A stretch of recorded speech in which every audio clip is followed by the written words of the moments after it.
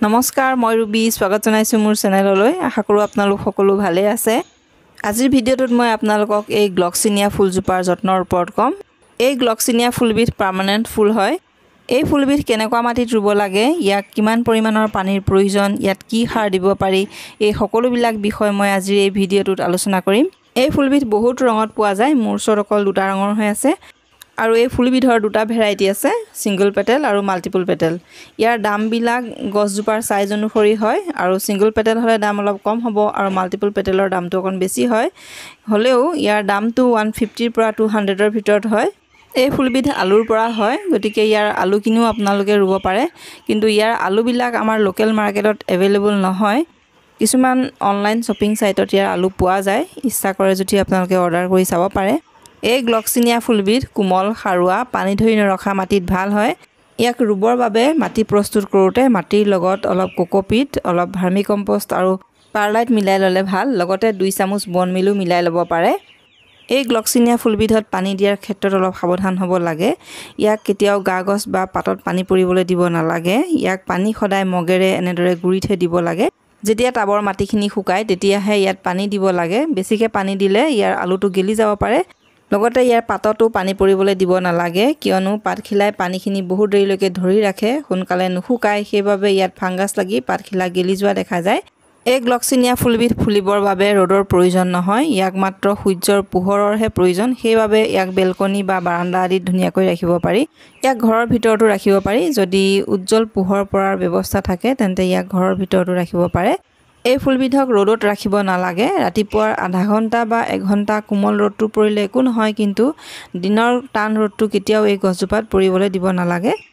এতিয়া জানো আহক এই গ্লক্সিনিয়া ফুলবিধৰ পুলি কেনেকৈ বনাব পাৰি ইয়াক পুলি বনাবলৈ খুবেই সহজ এই ফুলবিধৰ এখিলা পাতৰ পৰাই পুলি বনাব পাৰি তাৰ বাবে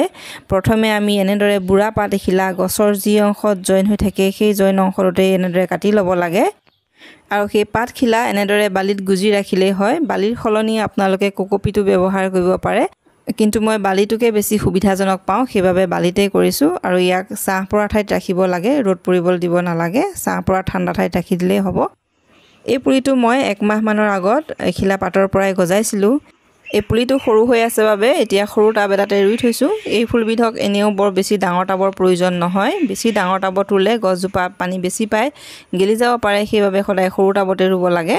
এই গ্লক্সিনিয়া ফুলবিধৰ আৰু এটা ভাল লগা কথা হৈছে ইয়াৰ ফুলবোৰ এবাৰ ফুলাৰ পিছত এসপ্তাহ 10 দিন মানলৈকে ভালে থাকে আৰু গছজোপা প্ৰায় ফুলি থাকে এবাৰ ফুলাৰ পিছত 1 মাহ বা 1.5 মাহ মানহে ৰেষ্ট লয় তাৰ পাছত আকৌ ফুলে গছজোপা যদি নুফুলা হয় বা ৰেষ্ট পিৰিয়ডত থাকে তেতিয়া কোনো ধৰণৰ খৰখেদা কৰিব নালাগে বা যিকোনো সাৰ প্ৰয়োগ কৰি এক্সপেৰিমেন্ট কৰিব নালাগে ই নিজৰ সময়ত আকৌ ফুলিবই এই গছজোপাত সাৰ দিব বিচাৰিলে ইয়াক ফসফৰাছযুক্ত সাৰ দিব পাৰে তাৰ বাবে আমি বন মিল ব্যৱহাৰ কৰিব পাৰো বন মিল আমি ৰুৱাৰ সময়ত মাটিৰ লগতে মিলাই দিব পাৰো 1 বা 2 চামুচ বন মিল যেহেতু এবিধ স্লো ৰিলিজ ফাৰ্টিলাইজাৰ হয় মানে ই লাহে লাহে কাম কৰি থাকে সেইবাবে ইয়াক এবাৰ ব্যৱহাৰ কৰাৰ পিছত 3-4 মাহ মানলৈকে আকৌ ব্যৱহাৰ কৰাৰ প্ৰয়োজন নাথাকে ইয়াৰ উপৰিও আমি ভাৰ্মি কম্পোষ্ট এই ফুলজোপাত দিব পাৰো আৰু ৰাসায়নিক সাৰৰ ভিতৰত আমি এনপিকে ব্যৱহাৰ কৰিব পাৰো এনপিকে 19-19-19 বা 20-20-20 1 চামুচ 1 লিটাৰ পানীত গুলি ইয়াত গুৰিত দিব পাৰো এই গ্লক্সিনিয়া ফুলবিধৰ আলুটো নপচিবৰ বাবে 1 চামুচ ফাংগিসাইড 1 লিটাৰ পানীত গুলি 1-2 মাহ মানৰ মুৰে মুৰে ব্যৱহাৰ কৰি থাকিব লাগে বিশেষকৈ বাৰিষা সময়খিনিত ফাংগিসাইড ব্যৱহাৰ কৰাটো অতি জৰুৰী ইয়াৰ যত্নৰ ওপৰত আৰু বিশেষ একো ক'ব লগা নাই কিবা জানিব লগা থাকিলে কমেন্ট কৰিব আৰু ভিডিঅ'টো কেনেকুৱা লাগিল কমেন্ট কৰি জনাব যদি ভাল লাগিল তেন্তে লাইক কৰিব আৰু মোৰ চেনেলটো যদি এতিয়ালৈকে সাবস্ক্ৰাইব কৰা নাই তেন্তে সাবস্ক্ৰাইব কৰিব বুলি আশা ৰাখিলো ভিডিঅ'টো চোৱাৰ বাবে ধন্যবাদ জনালো